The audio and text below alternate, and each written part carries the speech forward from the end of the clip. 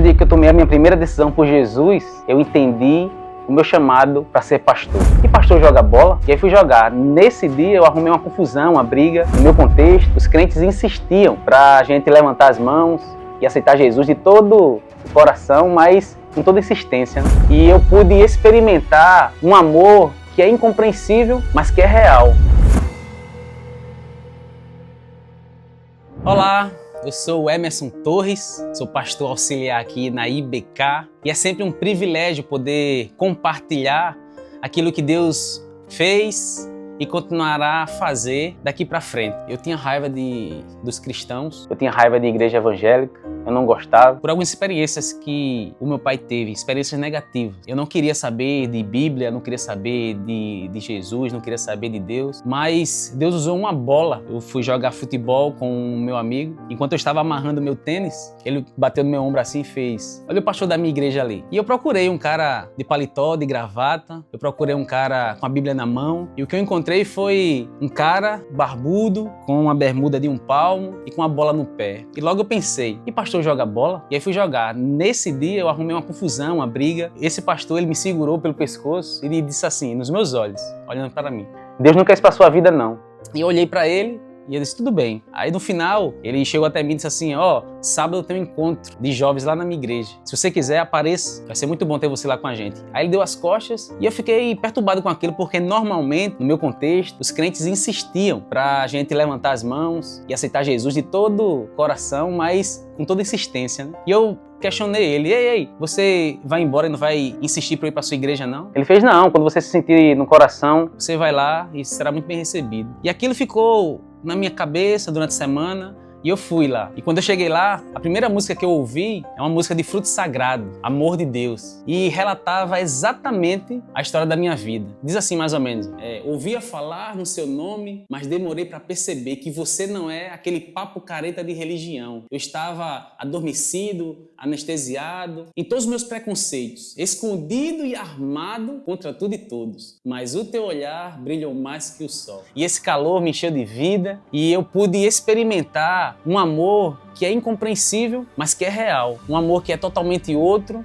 mas que é comigo. Então, foi nesse dia que eu aceitei a Jesus com todo o meu coração, com todo o meu ser, chorando, vibrando, porque eu entendi a minha necessidade de ser... Ou melhor, eu entendi a minha necessidade. Eu era um pecador miserável, carente da graça de Deus. E a partir dali, eu entendi que as pessoas, meus amigos, minha família, os meus colegas, eles precisavam não só ouvir também falar de Jesus, mas também experimentar aquele amor que me constrangeu naquele dia e que desde aquele dia me impulsionou a viver desta maneira. Desde o dia que eu tomei a minha primeira decisão por Jesus, eu entendi o meu chamado para ser pastor. Eu confesso que eu relutei por conta da responsabilidade que é. Eu declinei algumas vezes lá na minha cidade, em Carpina, Pernambuco. Desde 2009 que eu vivo como missionário. Passei por várias missões interdenominacionais, compartilhando o amor de Deus.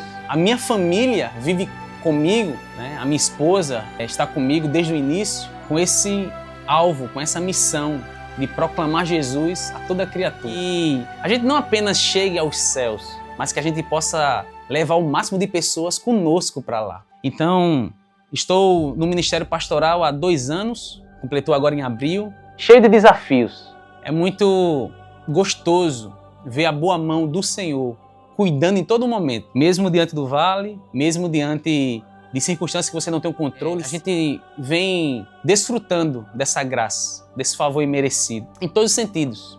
Meu filho já é um pequeno missionário, desde o início, a gente viajando para alguns estados, levando uma comitiva, levando pessoas para poder falar de Jesus para outras pessoas. Ele sempre conosco e ele tem entendido que está no nosso DNA, essa paixão, esse amor, a anunciar as boas novas do Senhor Jesus a todas as pessoas que nos cercam e aquelas pessoas que nem sabem que nós existimos. Aí ser pastor é isso, é você continuar, cumprir o seu chamado, é você cuidar de si mesmo, é você entender que tem um propósito, um plano para todas as coisas debaixo dos céus, como a própria palavra nos diz. Eu tenho vivido dias de crises, de angústias, porque eu sou humano também, né?